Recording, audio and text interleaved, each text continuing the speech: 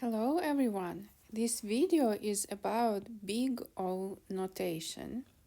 So in this video we're going to discuss the motivation for using the big O notation, definition of the notation and examples, a quick way to check that one function f of x is a big O of another function g of x, and examples. We will discuss the properties of the big O notation, which are also examples. Before we proceed, I ask you to comment, like, and subscribe to this channel to support this work. So these two functions, sin x and x, already have something in common. They both approach 0 as x approaches 0. However, the question is there any way to compare how fast these two functions approach 0? So in other way, we want to talk about the asymptotical behavior of functions as x approaches to some point x0. x0 can be a real number, x0 can be plus infinity, x0 can be minus infinity.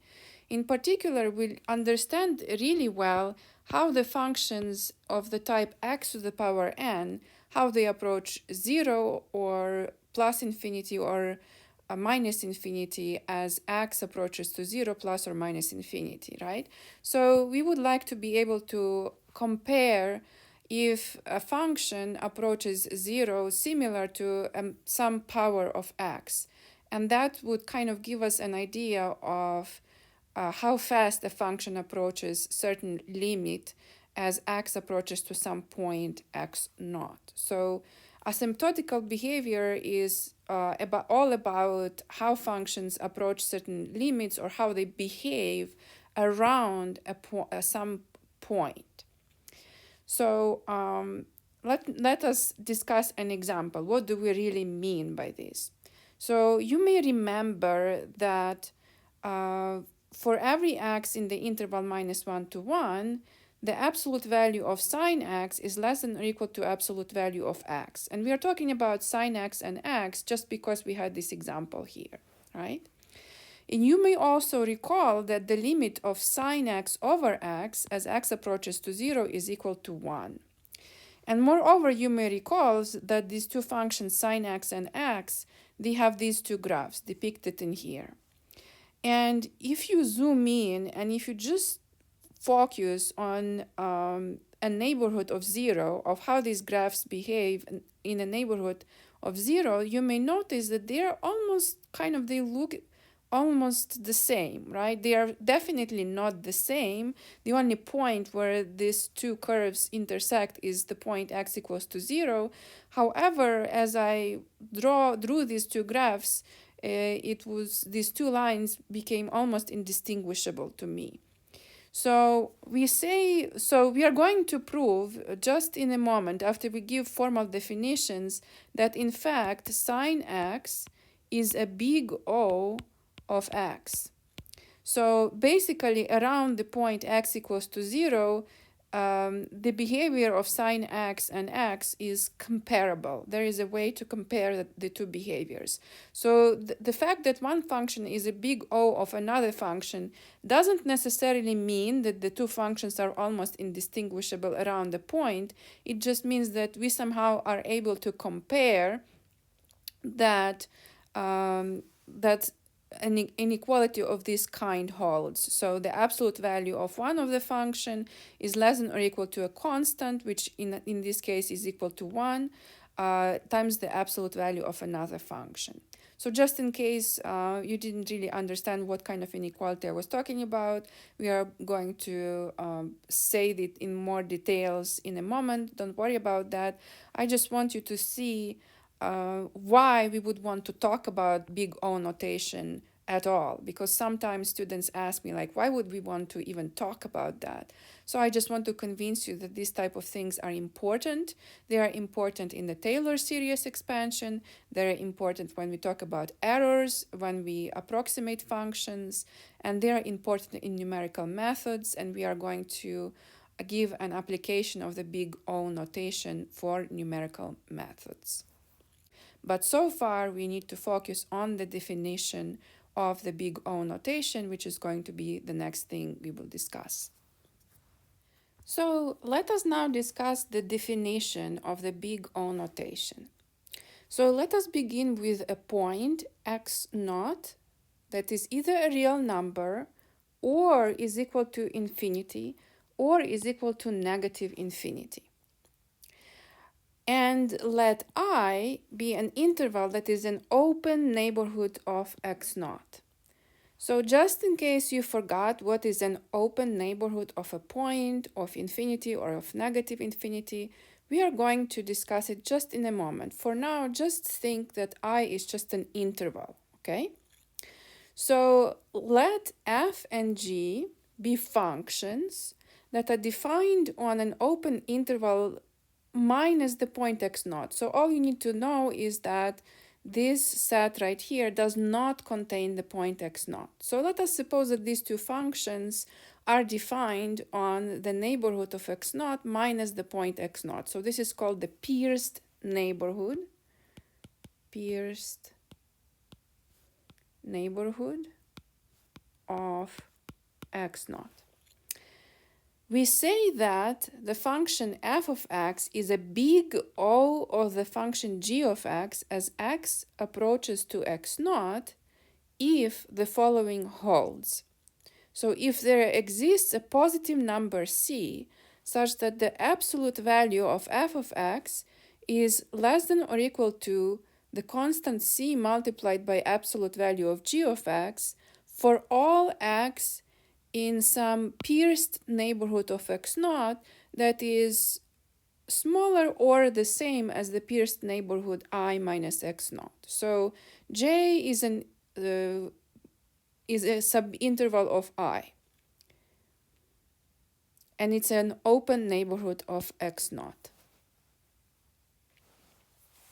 So let us now recall that if x naught is a real number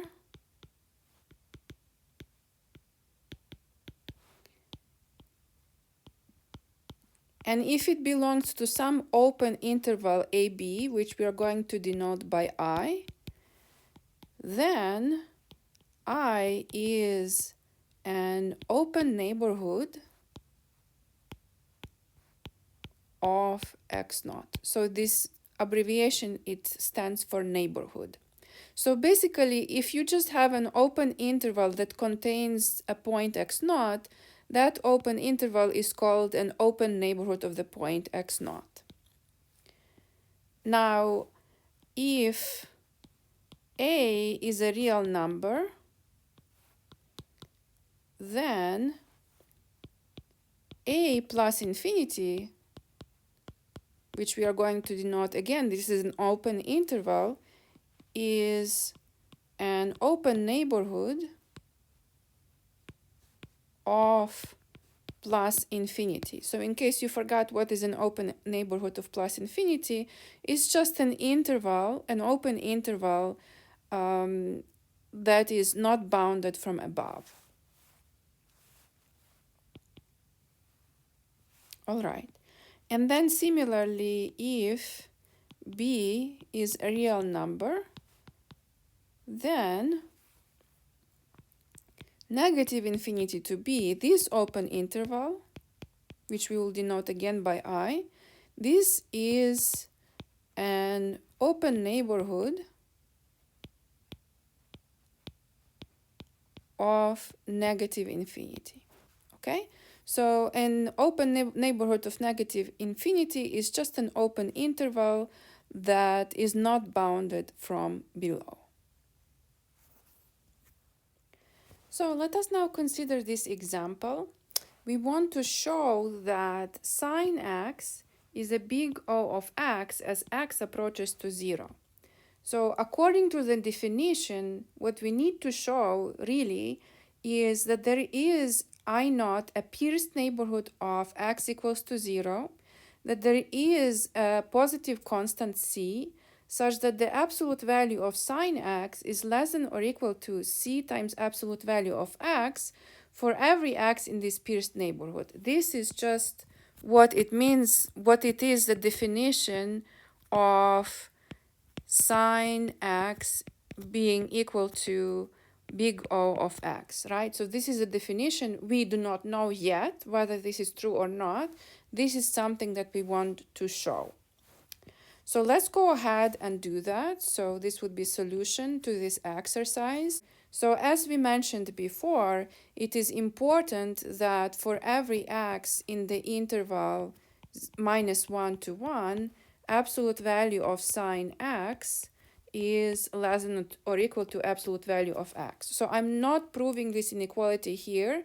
This is something that is known. If you haven't seen this inequality before, I'm just asking you to believe that this is true, because I know that this is true, and you may be able to find a proof online. All right, so we know that this inequality holds, so what we want is a pierced neighborhood of 0. So we want something that looks like this. So here is the point 0. We want some open interval of 0 minus the point 0 itself, right? So we want a set that looks like this, right? This is what is called a pierced neighborhood of 0. So since we have here that this inequality is true for the interval -1, 1, let us just take the left endpoint of the interval to be -1, and let us take the right endpoint of the interval to be 1. And so let's just say that I0 is the interval -1, 1, minus the point 0. So we just remove the point 0 from the interval -1, 1, and what we obtained is a pierced neighborhood of 0. So this is a pierced neighborhood of 0. And so what do we see here in front of the absolute value of x? The constant that we are looking for is just 1, right? We didn't write it down because 1 times absolute value of x is the same as the absolute value of x, but we really can set the constant to be equal to 1. So then, for every x in this pierced neighborhood of 0, which is I0, we have that absolute value of sine x is less than or equal to x because of this inequality right there, right? So is less than or equal to c times the absolute value of x, because this inequality 1 holds. But this is exactly what we wanted to show, right? This is exactly what we wanted to show. We have the pierced neighborhood of 0, we have the constant, we have the correct inequality, so we are done. And this is end of the example of the solution. This is end of the solution. So if you want, you can just write down at the end, just as a summary. So sine x is indeed a big O of x. So that's my cat. She came to sit on my lap, and she demanded attention. So I had to interrupt recording my video just so that I could let my cat enjoy kneading.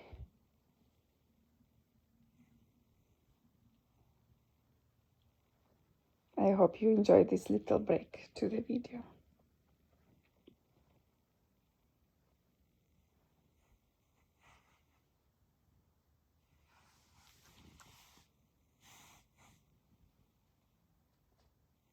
Okay, now she's going. So we have just proved that sine x is a big O of x by using this inequality. Absolute value of sine x is less than or equal to absolute value of x. However, we did mention that somehow the fact that this limit of sine x over x is 1 when x approaches to 0, somehow that it is related to the fact that sine x is a big O of x. So let us now discuss why it is so. And this is because of a theorem that is a sufficient condition for one function to be a big O of another function. And it's a very useful theorem because instead of proving inequalities, we can compute limits to verify if one function is a big O of another function. So the theorem is the following. As we mentioned, it is a sufficient condition for a function f of x to be big O of another function g of x. So let I be an open neighborhood of a point x naught, where x naught is a real number, plus infinity or negative infinity. So let us consider two functions that are defined on a pierced neighborhood of the point x naught, such that when we look at the ratio of f over g, the absolute value of this ratio approaches a finite limit L when x approaches to x0. So if this is indeed the case, then the function f of x is a big O of the function g of x. And we are going to prove this theorem in a moment. Before we do so, I just wanted to show that this theorem is applicable to the situation of the two functions of sine x and x. So because the limit of sine x over x is equal to 1 when x approaches to 0, by this theorem we have that sine x is a big O of x as x approaches to 0. So this way we are able to prove that sine x is a big O of x in just one line, compared to what we had to do here by using inequalities, right? So you can see immediately that this is a powerful theorem that allows us to verify easily if one function is a big O of another function in many different situations. All right, so let us now prove this theorem. So let us assume that f and g are functions that satisfy 1 and 2. So it's basically the two functions that satisfy the conditions of the theorem, and we want to show that f of x is a big O of g of x. So basically we want to show statement 3.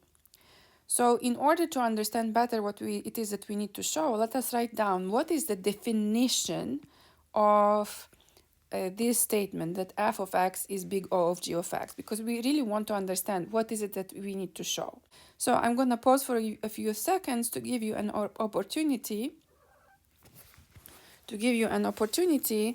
to think what is the definition of the statement that f is a big O of g of x.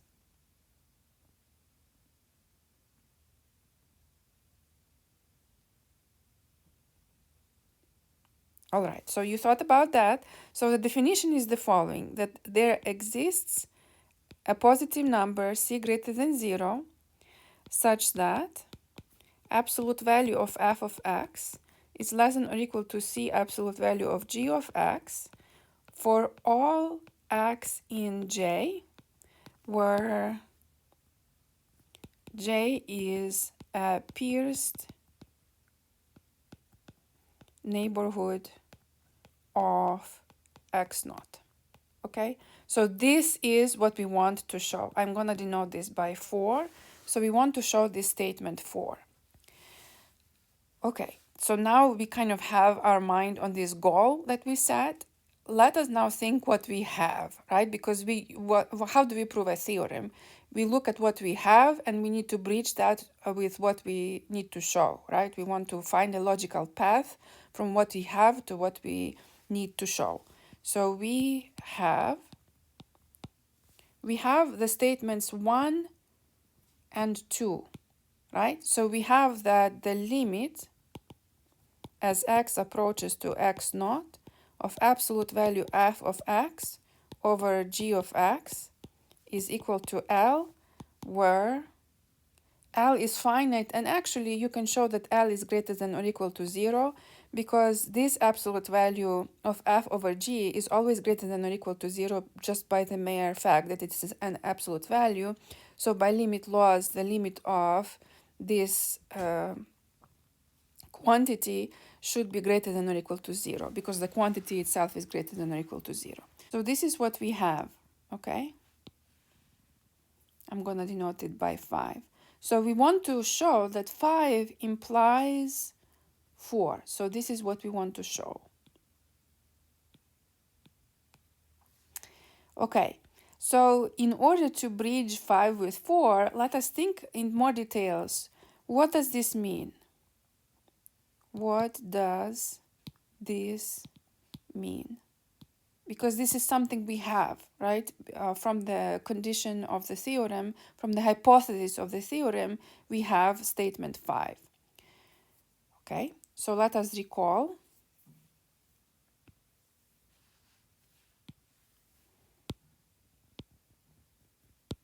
What does 5 mean?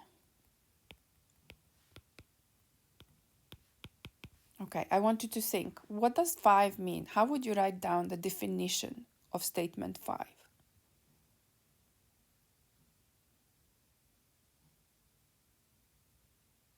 Okay, so 5 means that for every epsilon greater than 0, there exists a pierced neighborhood J of x naught such that absolute value of f of x over g of x is in the interval L minus epsilon L plus epsilon for every x in J. So I took a little bit of liberty here. You may have remembered this definition of limit a little bit differently. So you may have thought that for every epsilon greater than 0, there exists delta greater than 0 such that absolute value of f of x over g of x minus L, absolute value, again, is less than epsilon for all x in x naught minus delta, x naught plus delta, intersected with j minus x naught. So I'm going to leave it to you to think a little bit that these two statements are equivalent. Okay, I wrote it in a little bit different form because it's more beneficial for the proof of our theorem to write it that way. Okay, so we have that the absolute value of f of x over g of x is in this interval L minus epsilon L plus epsilon. So in particular,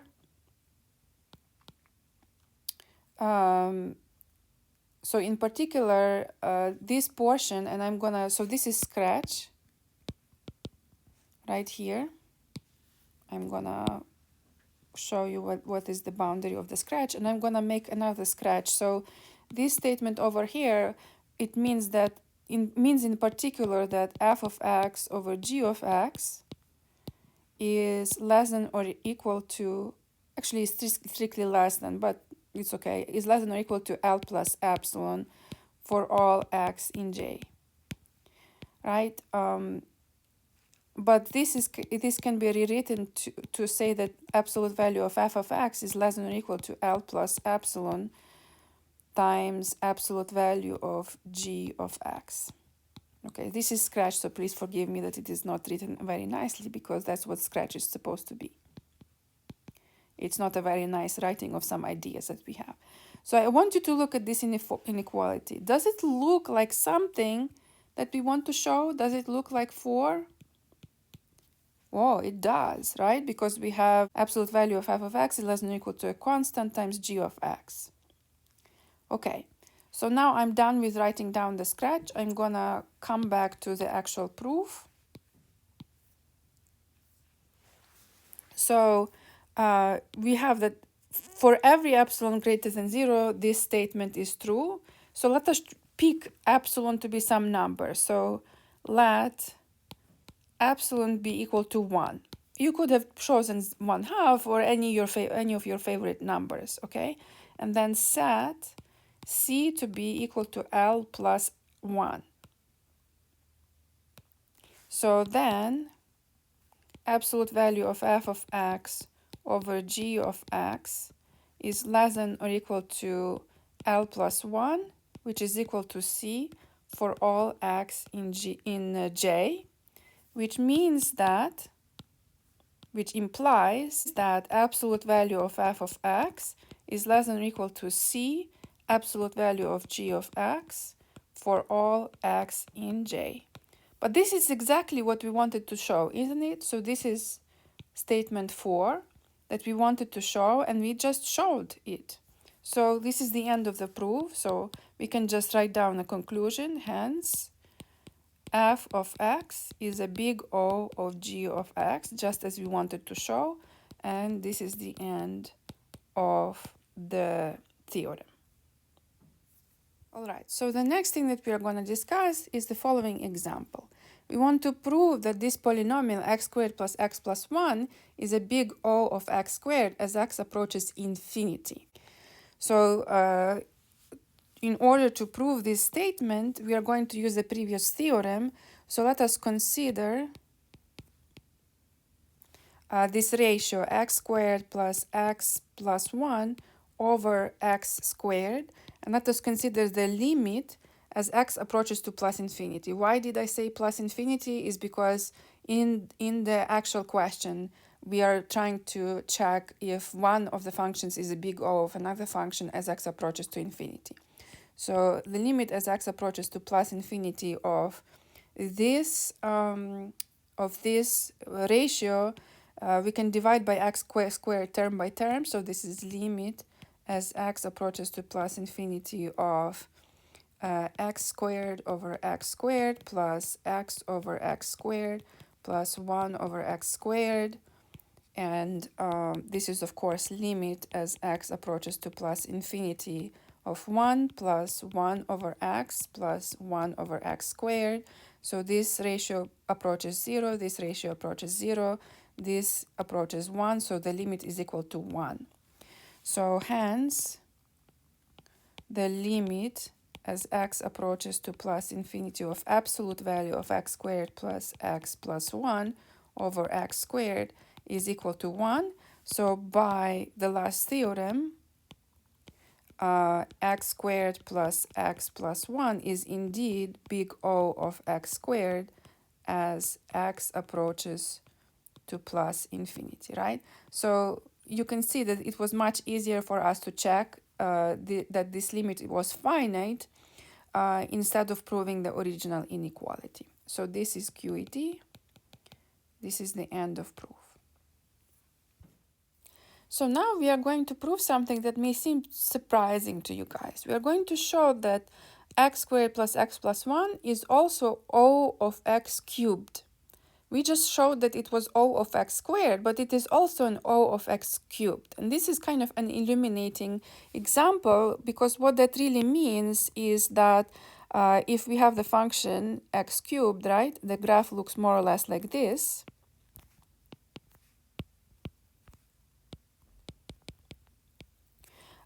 So we are basically saying that our polynomial does not grow to infinity as x approaches to plus infinity. The way it grows is not faster than x cubed, right? It doesn't necessarily, because when we use the big O notation, it doesn't necessarily mean that this is the best comparison, right? It just means that this function here doesn't go to infinity faster as x goes to plus infinity than x cubed, right? So x cubed is probably not the best comparison with x squared plus x plus y plus x plus 1. However, we still have a big O in it. So let us check this limit of x squared plus x plus 1 over x cubed as x approaches to plus infinity. And let's just put the absolute value immediately here. So again, just like before, we can divide term by term. So we're going to have x squared over x cubed is 1 over x, plus x over x cubed is 1 over x squared, plus 1 over x cubed. You can see that each one of these summands under the absolute value approaches 0. So 0, but 0 is a finite number, so it is finite. So hence, by the previous theorem, x squared plus x plus 1 is indeed big O of x cubed. So from the last two examples, we have figured out that x squared plus x plus 1 is a big O of x squared, but is also a big O of x cubed as x approaches to plus infinity. And you can show that it is also a big O of x to the power n, where n is greater than or equal to 2 as x approaches to plus infinity. And this is true for every n natural number such that n is greater than or equal to 2. Okay, so we can see that one and the same function can be big O of many different other functions. So that's one observation, and so that's observation. So that's observation 1. Now observation 2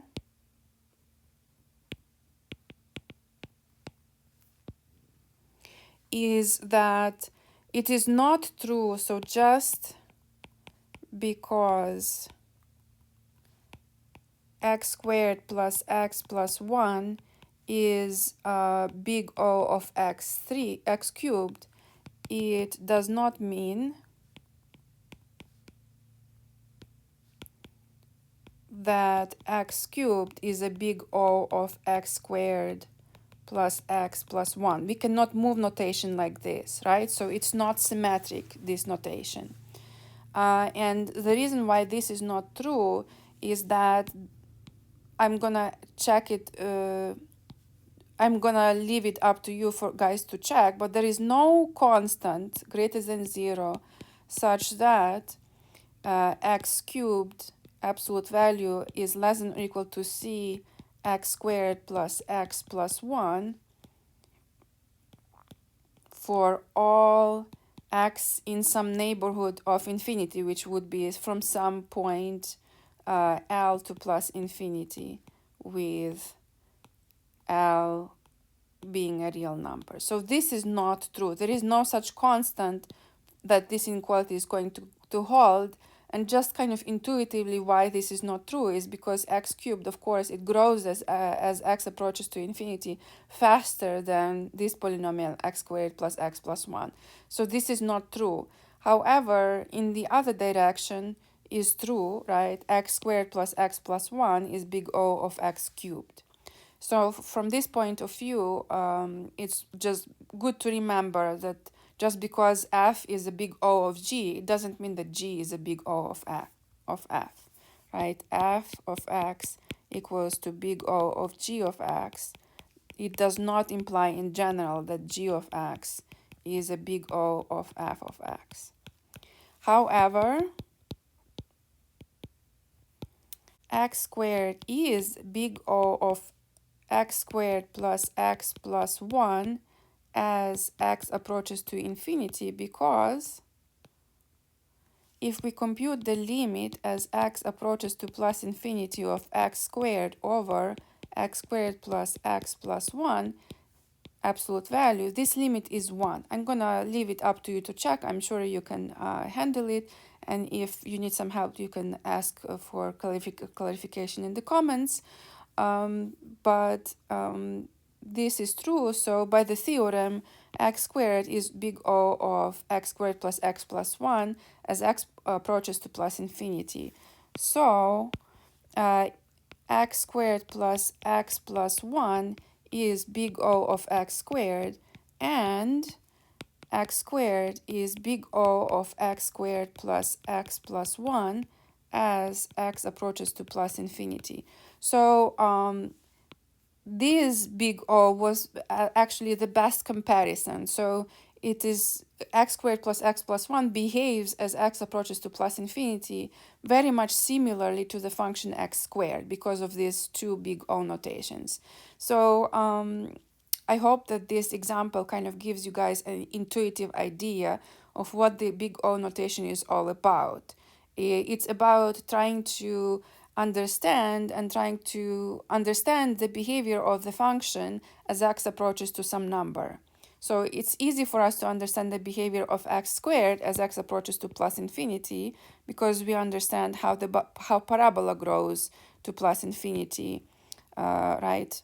So plus infinity is in this direction, right? So this is the growth toward plus infinity on the parabola of the y-coordinate, right?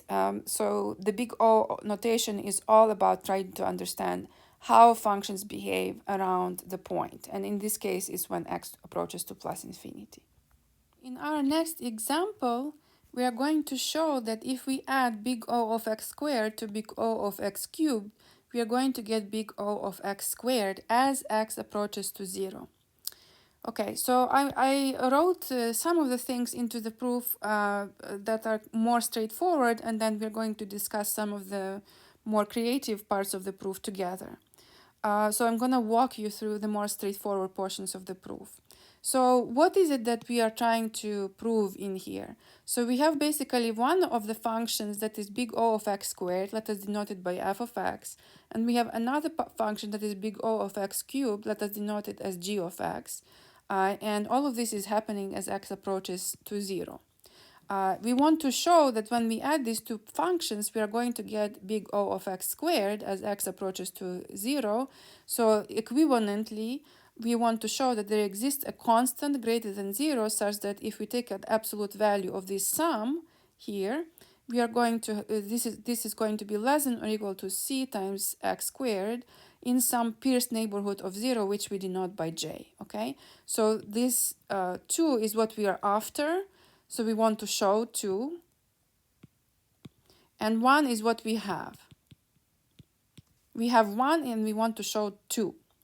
So let us think about a little bit more about what we have, right? So f of x is big O of x squared. That means that absolute value of f of x is less than or equal to c1 absolute value of x squared for some positive constant c1, and in some pierced neighborhood of 0. And the fact that g of x is big O of x cubed, it means that there is a constant c2 such that absolute value of g of x is less than or equal to c2 times absolute value of x cubed, again in some pierced neighborhood of 0. So we had two pierced neighborhoods of 0, which we can intersect and get just one neighborhood of 0.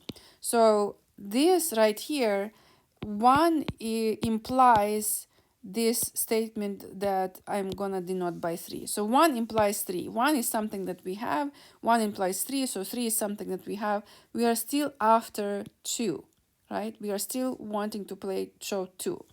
So we have that f of x is less than or equal to c1 absolute value of x squared, but here g of x is less than or equal to c2 absolute value of x cubed. So we have x squared and x cubed, and somehow we're gonna have to compare x squared and x cubed. Okay, so what we want to think creatively about together now is how does x squared compare to x cubed? Is x squared big O of x cubed, or is x cubed big O of x squared as x approaches to 0? Which one of the two is true?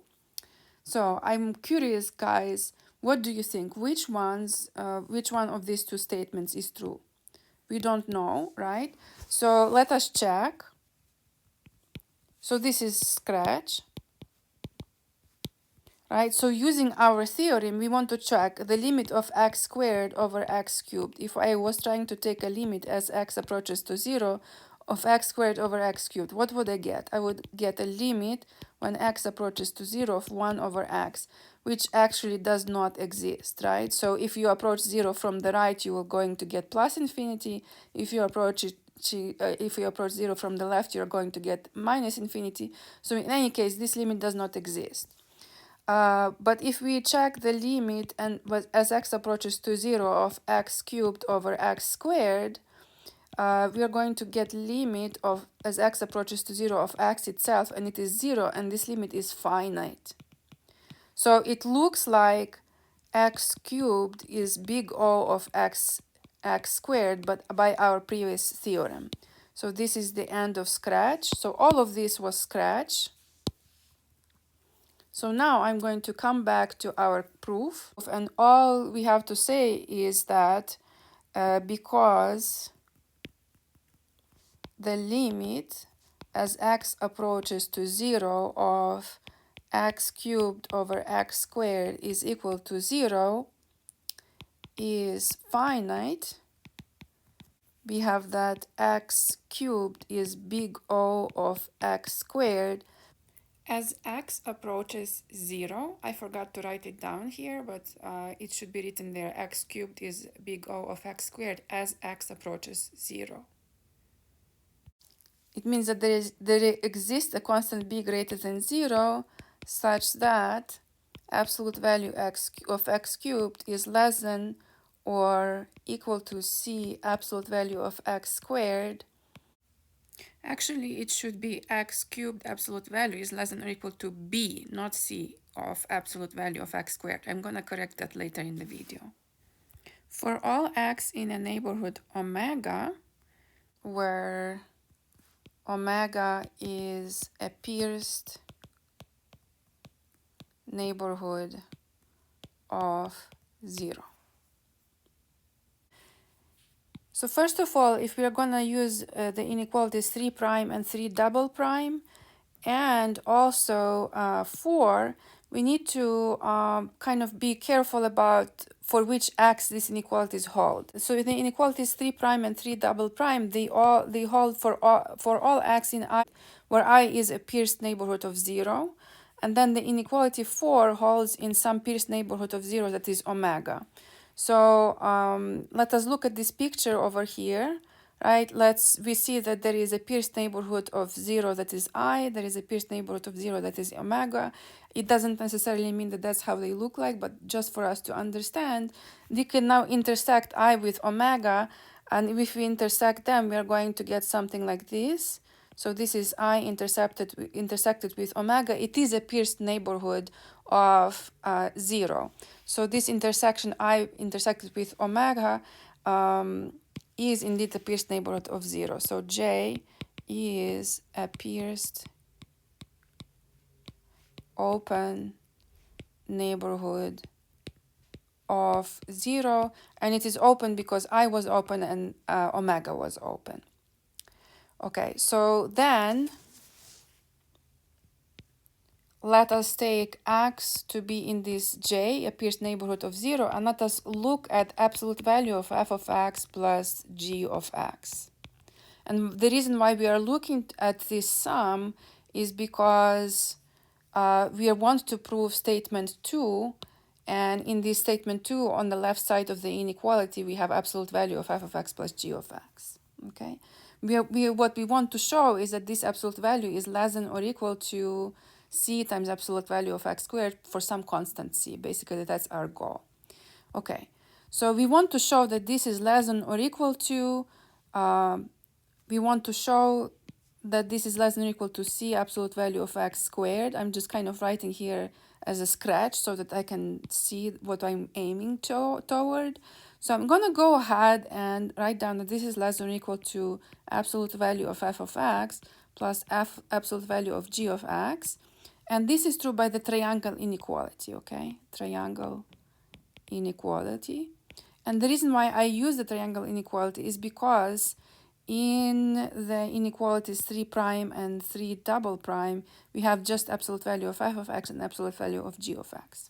Okay, so now let us use the inequalities 3 prime and 3 double prime. So absolute value of f of x is less than or equal to c1x squared, and absolute value of g of x is less than or equal to c2x cubed. So I'm going to come back in here. So this is less than or equal to c1 absolute value of x squared plus c2 absolute value of x cubed. And this is true by 3 prime and 3 double prime.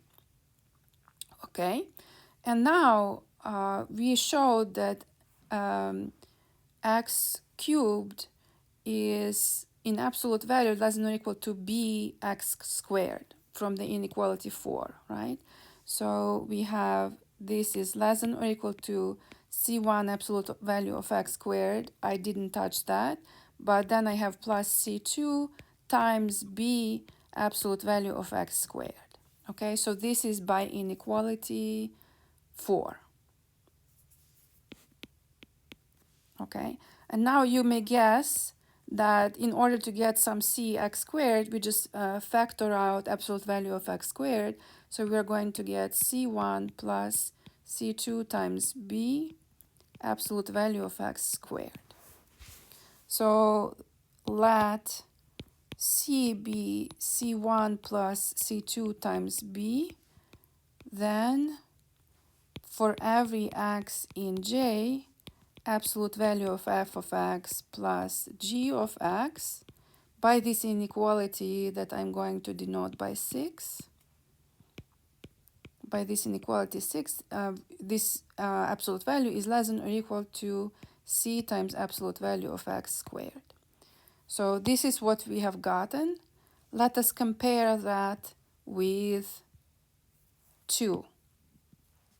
We have gotten exactly inequality 2, didn't we? So we showed what we were going to show. So we showed that big O of x squared plus big O of x cubed is big O of x squared, right? So this is exactly showing that big O of x squared plus big O of x cubed is indeed big O of x squared.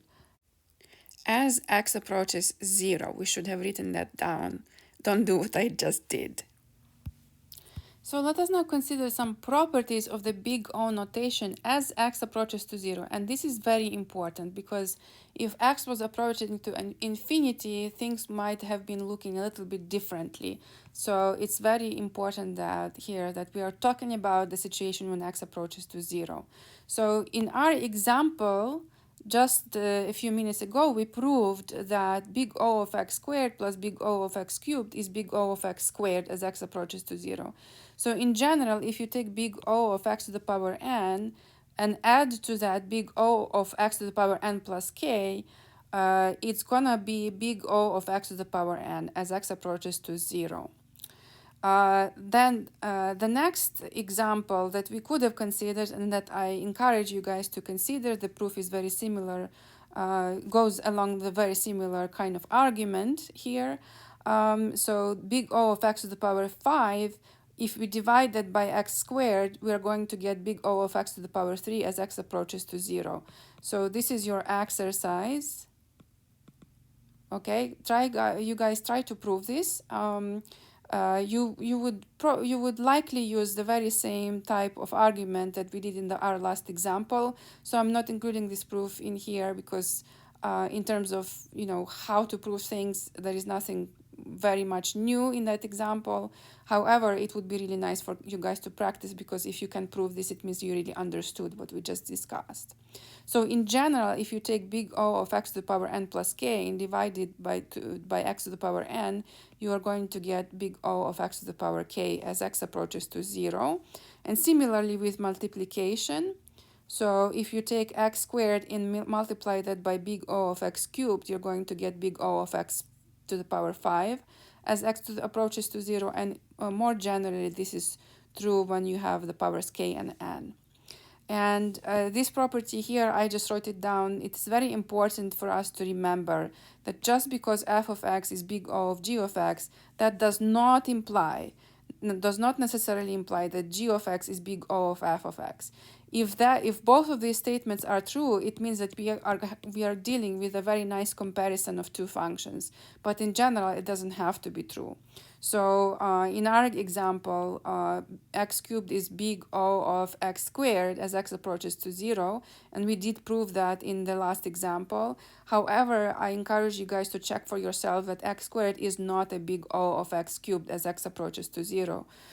So if you want to prove this inequality, x squared is less than or equal to some constant times absolute value of x cubed, you're going to run into troubles and you will see that this inequality in general is not true. You cannot find a constant c for which that is true.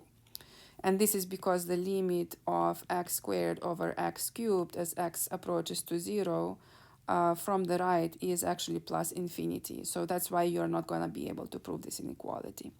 Okay, so these are 4 properties of the big O notation as x approaches to 0.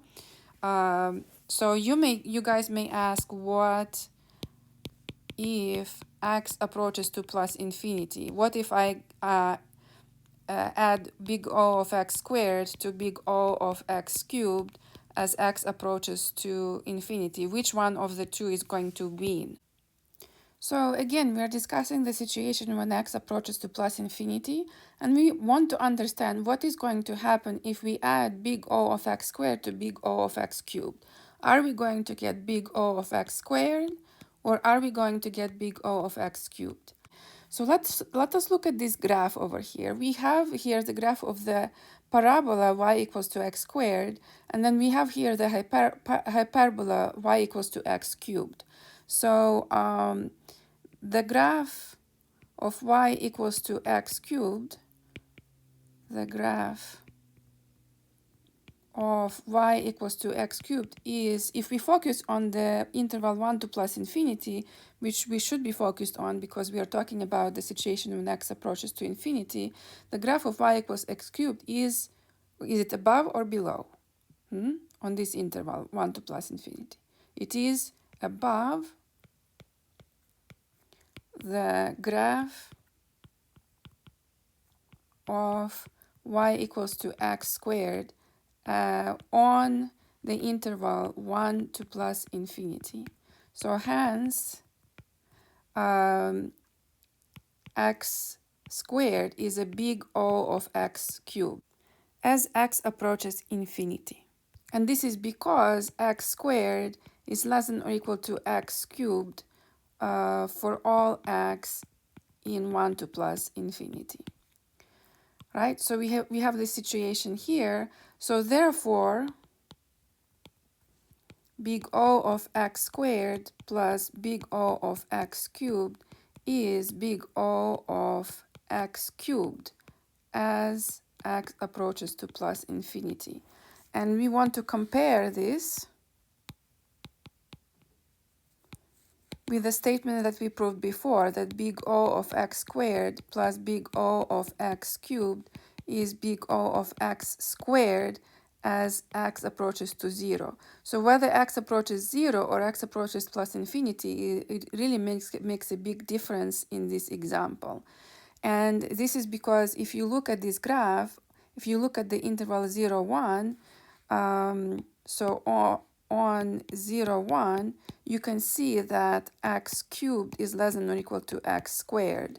But when the interval 1 to plus infinity, x squared is less than or equal to x cubed. And so this is what contributes to this different result when we add big O of x squared to big O of x cubed. So this is why whenever you write anything about big O notation, you really need to specify where does your x approach. And so by the way, in this video, we considered examples when x approaches to 0, x approaches to plus infinity. Of course, you can have x approaches to 5, or x approaches to 1, or x approaches minus infinity. All of these are legitimate questions to discuss. It's just that in this video, for the purpose of brevity and for the purpose of clarity, we looked at the situation when x approaches to 0 or x approaches to plus infinity. So I've just decided that the very last example application of big O notation to numerical methods, I'm going to make a separate video for that, just so that this video is not too long. So watch out for a separate video on that. And instead, I'm going to summarize what we have discussed today, just so that it kind of all ties in together neatly. So first of all, we discussed the definition. What does it mean that when we write that f of x is big O of g of x as x approaches to x naught? It just means that this inequality holds for some positive number c in some pierced open neighborhood of the point x naught. Then we discussed that actually you can verify whether f is a big O of g by looking at the absolute value of f over g and looking at the limit, right? So if f over g approaches to some finite limit L as x approaches to x0, then f is a big O of g. Then we showed that sine x is big O of x, actually I believe in two different ways. One is using the definition, one is using the definition 1, and 2 is using the theorem 2. And then we looked at an example. We showed that x squared plus x plus 1 is big O of x squared, but it is also big O of x cubed. So this example kind of highlights that just because a function is a big O of x squared, it doesn't mean that it cannot be a big O of something else. It can be a big O of x squared, but it can also be big O of x cubed. And then we also saw that x squared is big O of x squared plus x plus 1. So when we compare x squared plus x plus 1 and x squared, they are big O's of each other, no matter which way you write it. However, if you compare x squared plus x plus 1 with x cubed, on one hand, x squared plus x plus 1 is big O of x cubed. However, x cubed is not big O of x squared plus x plus 1. So it's just, this is kind of give us an idea of how this big O notation behaves itself. And then we showed that when we add big O of x squared and big O of x cubed, if x approaches to 0, we obtain big O of x squared. But however, if x approaches to plus infinity, we obtain big O of x cubed. So it really, this example really shows that it really does matter around which point you are considering your functions. And then this we didn't prove, but it's not very difficult to prove. If you multiply big O of x cubed by x squared, you are going to get big O of x to the fifth. And of course, this is true not only when you have these powers to be 3 and 2, it's true when you have these powers to be any two natural numbers. And it doesn't matter whether x approaches to 0 or x approaches to plus infinity. This is true in both cases. Okay, so this is a summary of what we have learned today. I'm really curious to hear what, if you have any questions about this video. Did you like how I paused for about 10 seconds to give you a chance to think about what is the next step? I really want to engage you guys. So I was wondering if that was helpful. And also, I forgot to write down in the statement 4, all of these statements that are under the number 4, they are true when x approaches infinity. It was really important to write this down, and I forgot it, and I'm sorry. Again, please do not do what I have just done. So statement 4 is true when x approaches infinity. Please comment, like, and subscribe, and be good at math.